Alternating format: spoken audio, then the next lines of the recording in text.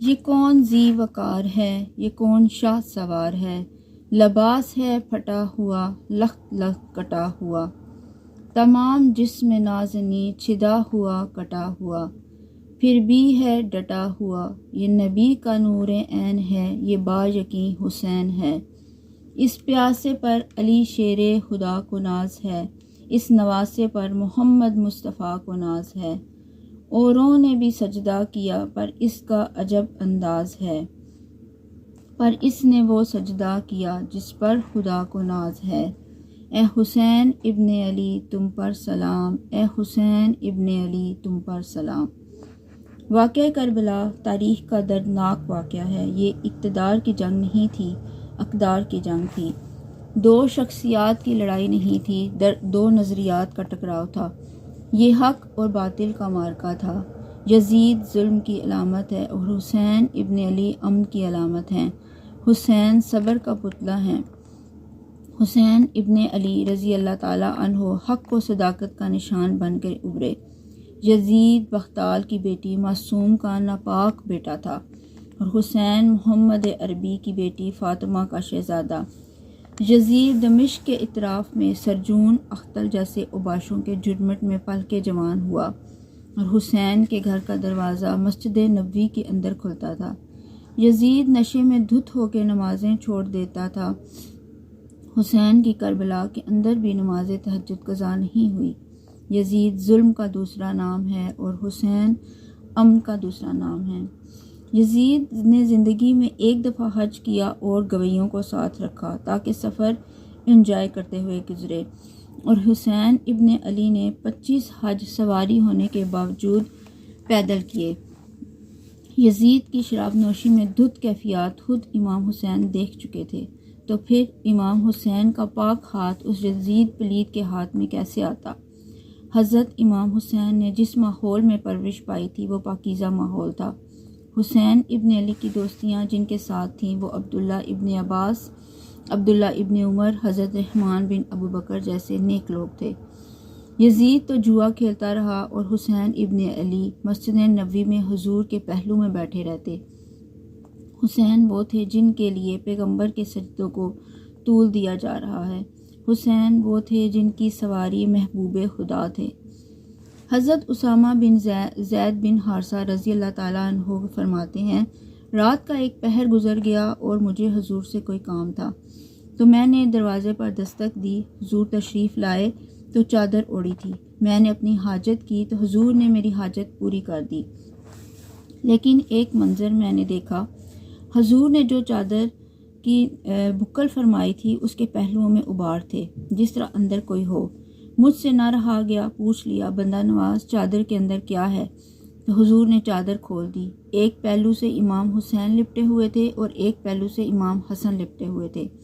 آپ نے فرمایا، یہ میری بیٹی کے بیٹے ہیں، میں ان سے پیار کرتا ہوں، اے اللہ تو بھی ان سے پیار کر، جو ان سے پیار کرے ان سے تو بھی پیار کر۔ ان کی تکلیف آخ حضور کو بے چین کر دیتی تھی۔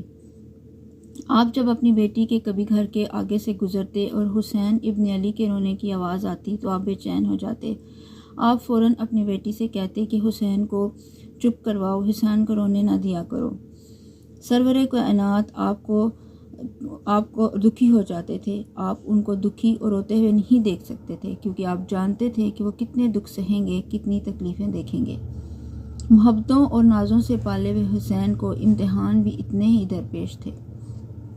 یزید جب تخت نشین ہوتا ہے تو اس کو یہ فکر ہوتی ہے کہ امام حسین عبداللہ بن عباس، عبداللہ بن عمر، حضرت رحمان بن ابو بکر، یہ سب ان کی بیعت کریں، اس کی بیعت کریں، اور وہ ولید بن عقبہ کو لکھتا ہے، ہر صورت میں ان کی بیعت لو، اور اگر بیعت نہ کریں تو سختی کرو۔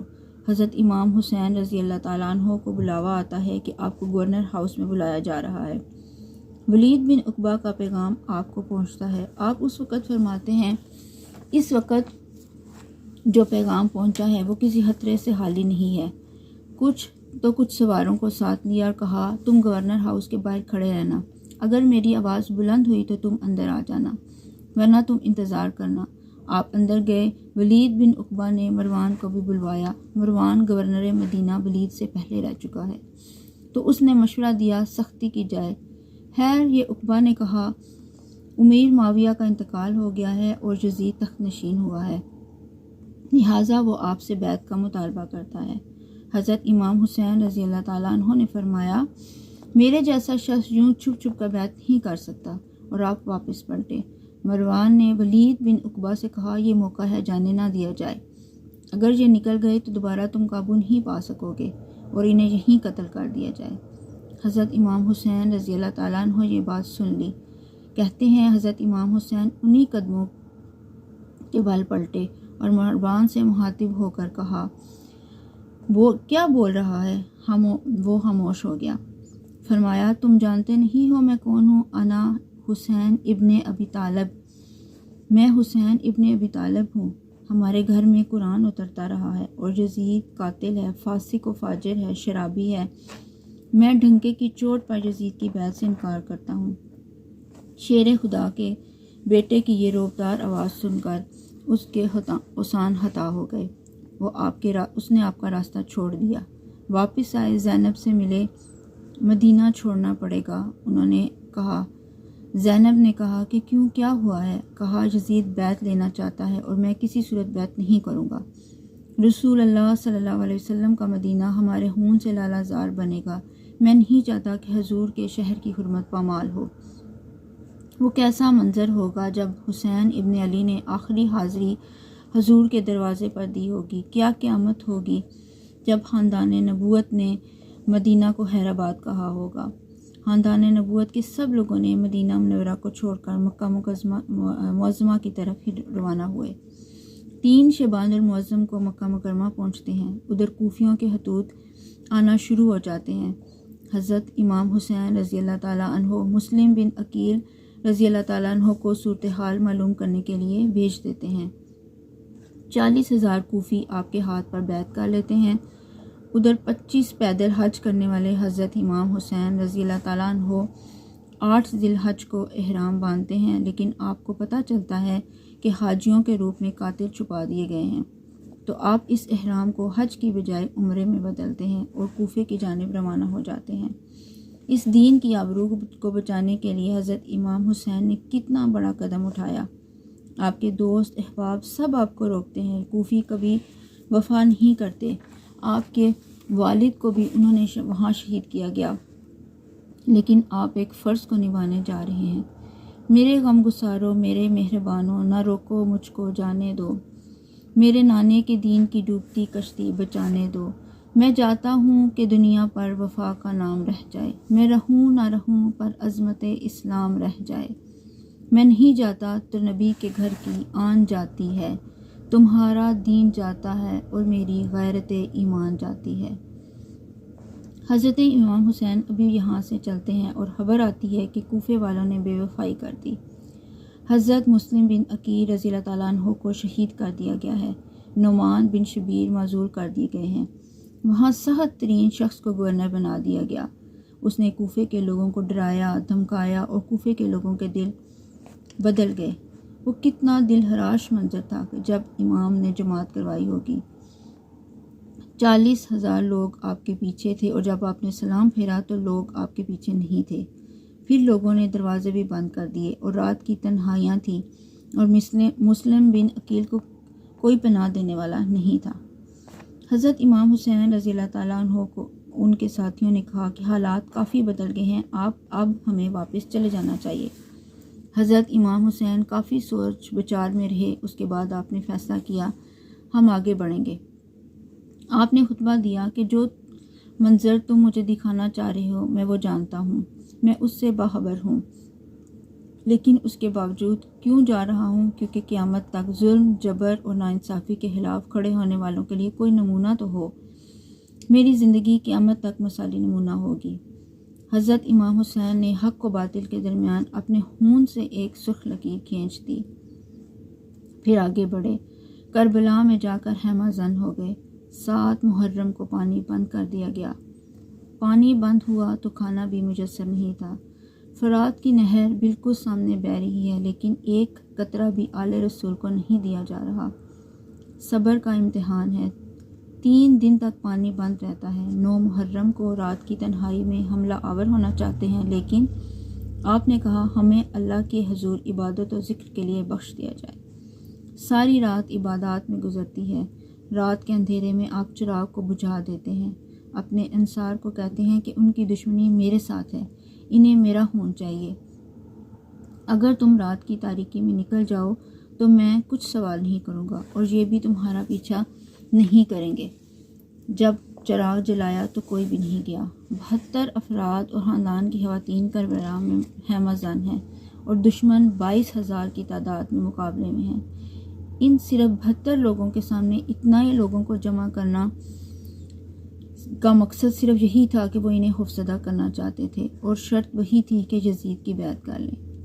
اب جب صبح طلوع ہوتی ہے، عاشور کا آغاز ہوتا ہے۔ آج خاندان نبوت کا امتحان زمانے نے دیکھنا ہے۔ حضور کے کندھے پہ کھیلنے والے حسین کا آج امتحان ہے۔ اللہ اکبر!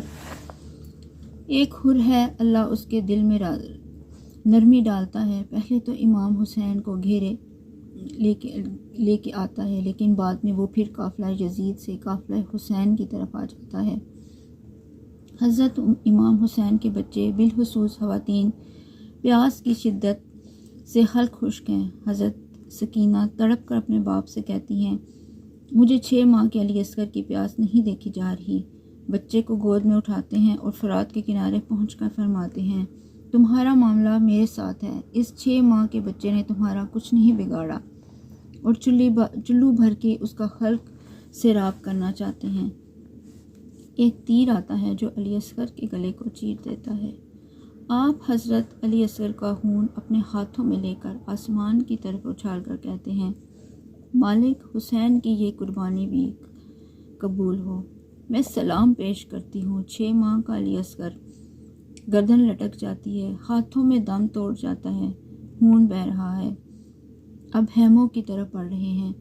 اب ان بیویوں کا سامنا کرنا آسان نہیں تھا۔ آپ علی اصغر کو خیمے کے سامنے رکھ کر کہتے ہیں، یہ آب کوثر سے سیراب ہو گیا ہے۔ اللہ اکبر! کوہرام مچ جاتا ہے ان خیموں کے اندر۔ 18 سال کے بیٹے علی اکبر کو گھوڑے پر سوار کر کر بھیج رہے ہیں، اور جب علی اکبر گھوڑے سے گرتے ہیں تو باپ کو آواز دیتے ہیں، اور حضرت امام حسین آگے جا کر بیٹے کی لاش اٹھاتے ہیں۔ اللہ اکبر! 18 سال کے بیٹے کی لاش کندھے پہ اٹھا کر خیموں کی طرف لا کے کہتے ہیں، مالک حسین کی یہ قربانی بھی قبول ہو۔ کبھی بھتیجے بھانجوں کی لاشیں اٹھا کر لاتے ہیں، بھائی عباس کے کٹے ہوئے بازوؤں اور زخموں سے چھدا ہوا لاشا۔ کیا کیا قیامتیں تھیں جو اس کربلا کے ایک میدان میں نہیں توڑی گئیں۔ حضرت امام حسین پر دکھ پر دکھ۔ آپ 71 لاشیں اٹھا کر خیموں تک پہنچا چکے ہیں۔ رسول اللہ صلی اللہ علیہ وسلم کی شہزادیاں جو نازوں میں پلی تھیں، آج مصیبتوں کے پہاڑ ٹوٹ گئے۔ حضرت امام حسین کبھی شہربانوں کو، کبھی رباب کو دلاسا دیتے ہیں، کبھی حضرت زینب کو کہتے ہیں، حضرت زینب کربلا کی اس میدان میں بڑے حوصلے کے ساتھ اپنے بھائی کے ساتھ کھڑی رہیں، اپنے 2 بیٹے راہ خدا میں پیش کیے، لیکن زینب حسین حوصلے کے ساتھ اپنے بھائی کے ساتھ کھڑی رہیں۔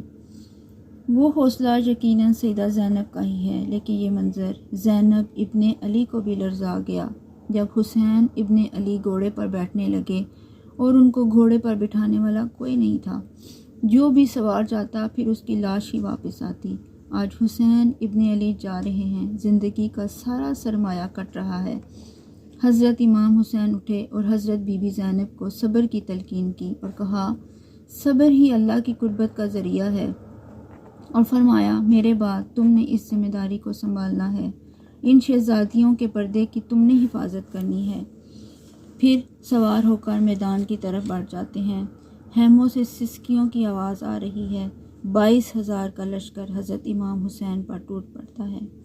پھر آپ کہتے ہیں کہ میں نے کسی کا قتل نہیں کیا، تم جانتے نہیں میں کون ہوں، میں حسین ابن ابی طالب ہوں، میں تمہارے نبی کا نواسہ ہوں، جن کو وہ کندھوں پر بٹھایا کرتے تھے، جن کو وہ بوسہ دیا کرتے تھے۔ لیکن ابن زیاد کہتا ہے، مقابلے میں آؤ۔ پھر آپ مقابلے میں آتے ہیں تو پھر یہ بھیڑ بکریوں کی طرح آگے بھاگتے ہیں۔ پھر چاند بادلوں میں گر جاتا ہے، شامی گنڈے تیر برساتے ہیں، نیزوں سے آپ کا بدن چھلنی ہو جاتا ہے۔ آپ کے بدن میں 122 سوراخ تیروں کے تھے، 33 زخم تلواروں کے اور 34 گھاؤ نیزوں کے۔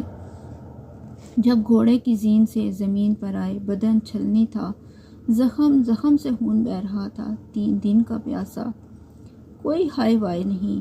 زمین پر آتے ہی پیشانی سجدے میں رکھتے ہیں اور پکارتے ہیں، مالک، گھر لٹا کر، خاندان، بچے سب لٹا کر، اپنے بدن کو زخموں سے چھلنی کروا کے تیرے حضور یہ اقرار کرتا ہوں کہ حسین تیری تقدیر پر راضی ہے۔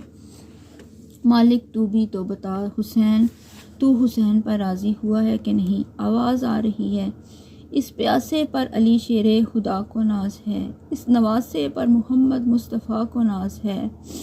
اوروں نے بھی سجدے کیے پر اس نے جو سجدہ کیا اس پر خدا کو ناز ہے۔ حسین ابن علی کا سر انور قاتل نے تب کاٹا جب سر انور سجدے میں جھکا ہوا تھا۔ سر کاٹ کر نیزے کی نوک پر چڑھا دیا گیا اور یہ اس بات کا اعلان تھا کہ ہم جیت گئے، حسینی ہار گئے، اور لشکر یزید میں نعرے بجنے لگے۔ لیکن لشکر یزید سے آواز آئی، یہ کیسا سر ہے جو کٹ کے بھی سر بلند ہے؟ اللہ اکبر! یہ سر سجدے میں کٹا ہے، حسین آج بھی سجدے میں ہی ہیں۔